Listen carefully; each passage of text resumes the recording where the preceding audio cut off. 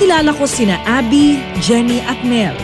Mga menor de edad na tila nililigaw ng landas dahil sa kakaiba nilang pag-uugali at mga kilos. Hindi rin sila ang tipikal na Maria Clarang Pinay na di makabasag pinggan. Dahil ang Tres Marias na ito, palaaway at pasaway. Habang tinutuloy namin ang pagdodokumento sa kanila, isang pangyayari ang ikinagulat ko. Bakit?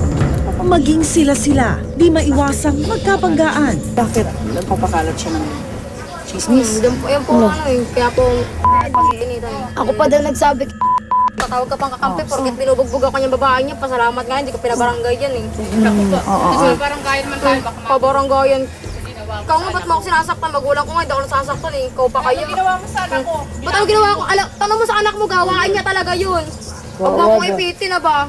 duguan na kasi daw mukha nito. Duguan, o bakit? Kasi Ako, nga hindi daw ba ako nasulsulan mo nasaktan sa siya. Yung ganitong away nyo, tingin mo ba maayos pa yan?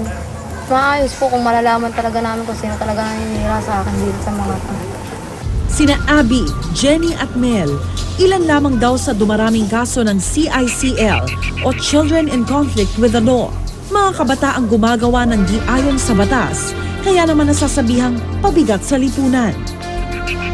Ayon sa UNICEF o United Nations Children's Fund, sa Pilipinas, mahigit 28 na mga bata ang naaaresto araw-araw o tinatayang isang bata kada oras. Noong araw na iyon, hiningi namin ang tulong ng isang psychologist upang matulungan ang Tres Marias sa kanilang pinagdaraanan. Ay, kasama ko ngayon si Ms. Abby, session psychologist para sa consultation and intervention dito nga sa kalagayan ng 3 minuto. Ba't nandito tayo? Ano ang kwento niyo? Sinong gusto mag-umpisa? Si Mel? Si Abby? O si Jenny? Sino pinakamaraming tattoo? Si Jenny. Ilan bang tattoo mo, Jenny? 5? Ano naman yung tattoo mo? Yun talagang pangalan.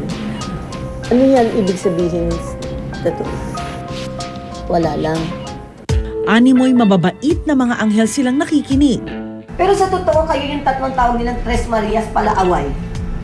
Magbibigay ng problema. Parati problema ang binibigay. Kahit tahimik ang Tres Marias, dama ko ang tindi ng emosyon na pinagdadaanan ng bawat isa sa counseling. Rest back na agad kayo. Tama ba ako?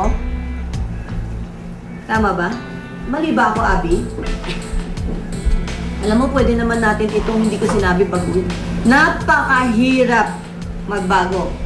Grabe na, sobrang mong mahal anak mo. Dadalawa lang sila. Kasi napabayaan ko rin yan kasi nagtrabaho ako. Wala na silang ama. Ako na lang.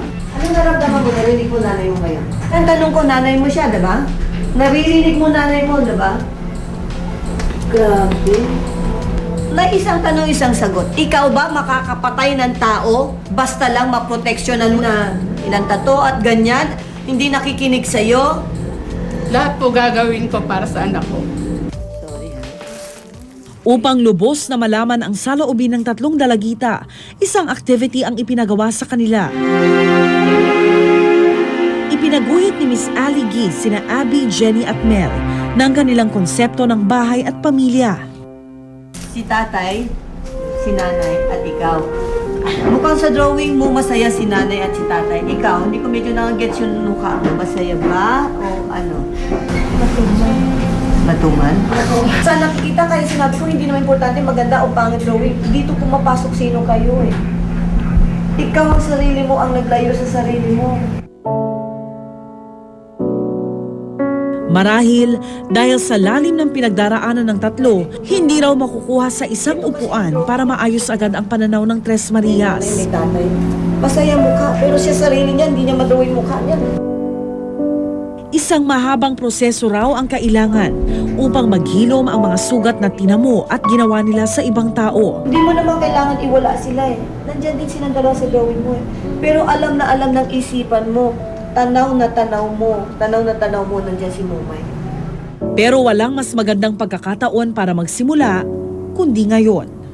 May sasabihin ako, okay ang umiyak. Paulit-ulit sinasabi ko sa TV, huwag kayong matakot umiyak. Kaya ginawa ang Diyos na may luha tayo. Kasi yan, iyak na yan, luha na yan. Yan ang unang hakbang eh. sa pagtulong natin sa paghilom ng sugat sa loob eh. Yan din ang gamot para maibago natin o maituwid natin ang mali natin. Lahat ng tao may pagkakataong magbago. May pag-asa na tilikuran ang mga nakasanayan at harapin ang panibagong bukas ng buong puso at tapang. Hanggang sa susunod na Biyernes, ako po si Rhea Santos. Bawat karanasan may mga aral na tumatatak sa ating mga puso at isipan. Sama-sama ulit tayong makibahagi sa mga kwentong personal. Dito lang sa Tunay na Buhay.